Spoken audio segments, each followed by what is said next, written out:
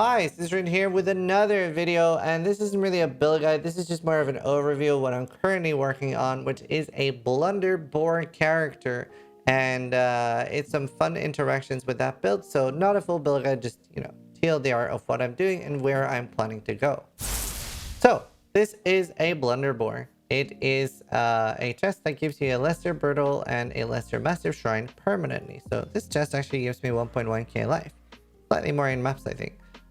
This is a gull, which is 75% shrine effect, and this can get up to 75% shrine effect, which I really do want to. I just don't have divines. And it also has an unreal strength requirement. Now, there's a lot of really cool ways to build this, and I found this on like day 2 of the league, and I was like, there are shrine nodes on the atlas. This will be really cool, this league. And that's because there's nodes here giving additional shrine and a bunch of duration.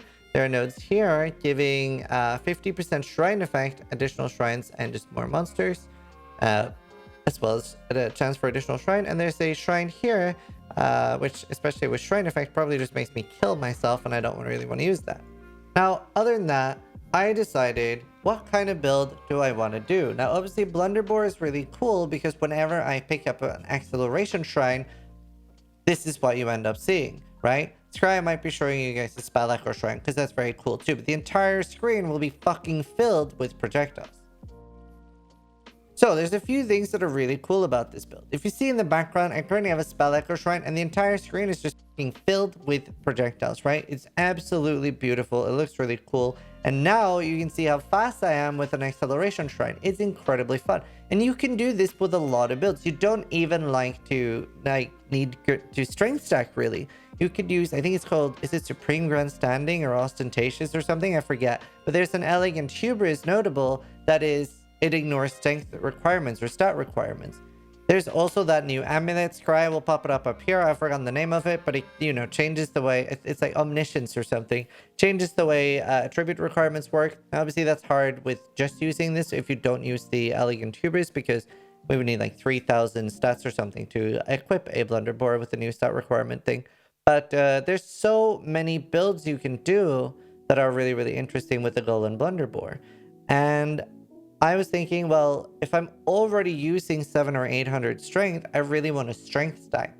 And ideally, the number one thing I would like to do will be Alberon's Warpath. They're incredibly strong, you get so much damage, and I could play a really cool Wander, and they're just great to play. Now, I never managed to find one, and they are incredibly hard to get, so sadly I can't use that. So instead, I decided to use a Brutus Lead Sprinkler, and that's what you're seeing right now. So first, I tried Spectral Helix, and as you can see in the background, it's a little bit annoying. You see everything is getting knocked back because I'm using a Brutal Shrine. It would, obviously I am getting a damage buff for it, but it would be nice if things weren't getting knocked back. A little bit annoying on bosses.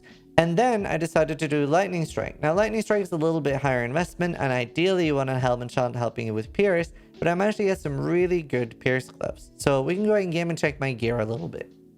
So the gear I've thrown together now is I get Pierce and Strike skills here. I get an additional Pierce from the +1 projectile gems.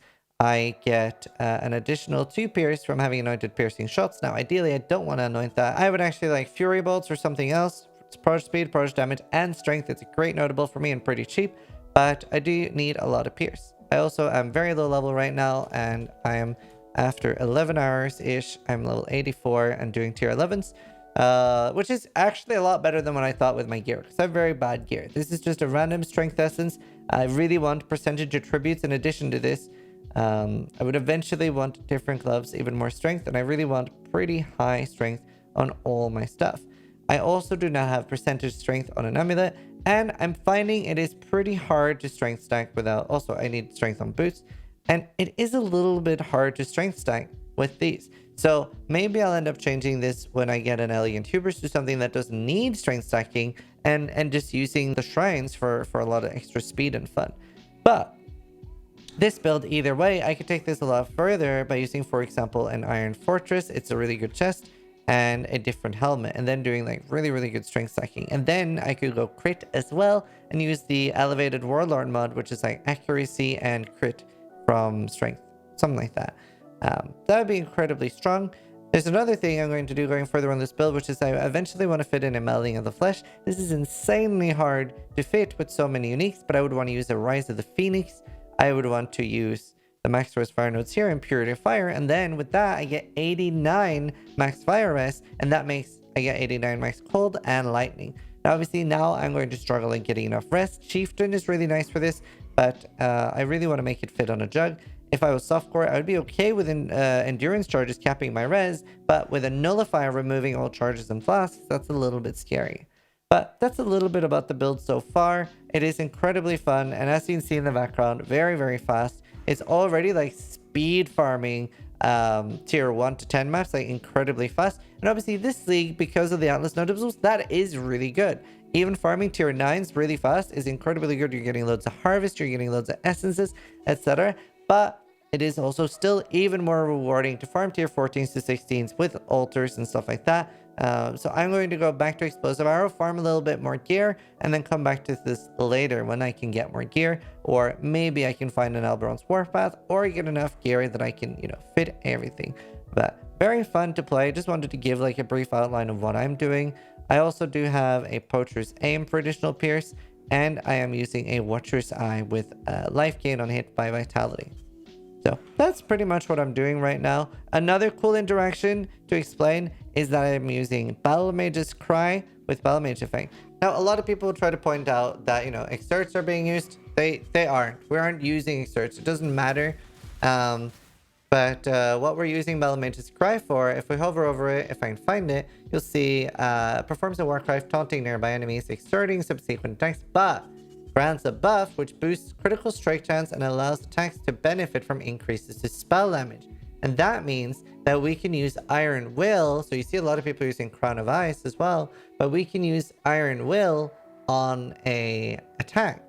So that's very cool. So you can see that I go from 40k damage to 49k. That's just in hideout with no monsters around me for even more power. And you can see that I still have that, even though it doesn't remove my damage until the buff disappears. So it is just the buff we're using. It's not the actual exert. I just had some people going like, oh, you need to anoint the movement skills, don't exert your attacks. We don't care about the exert part. It is just the Battlemage's Cry. So some very cool interactions here. I think with decent shrines, I probably have like 500,000 damage right now. It's nowhere near what I'm comfortable with. I would like to get to like 1,500 strength, and then I think I'd have probably like 2 million damage for clearing, which I am perfectly happy with, especially at this speed. With a Spell Echo Shrine, probably 4 or 5 million damage. And for bosses, I would probably use a Crown of Ice and an Iron Fortress and do it very, very differently. Maybe even use a different skill, because I don't feel like Lightning Strike was the craziest damage. But Spectral Helix, especially with the enchant, was really nice, and it was even easier to fit things with Spectral Helix, and I didn't need these gloves, so I could use the 100 strength gloves from Meganords, whatever they're called, instead. So yeah, I saw them there. I saw them. These. So they're very, very easy to get corrupt as well. You can get attack crit on these and then make a really, really spicy bossing build with just, Iron Fortress and a Crown of Ice. And I see a lot of people doing that. So a lot of cool build potential here for different ways of making builds work, whether with the with the Blunderbore or without. But yeah, just wanted to make a video like this. Let me know if you like it and want more videos like this on things I'm doing without it being full build guides. And yeah, thanks for watching. Sub if you liked the video. Try to die less than I do.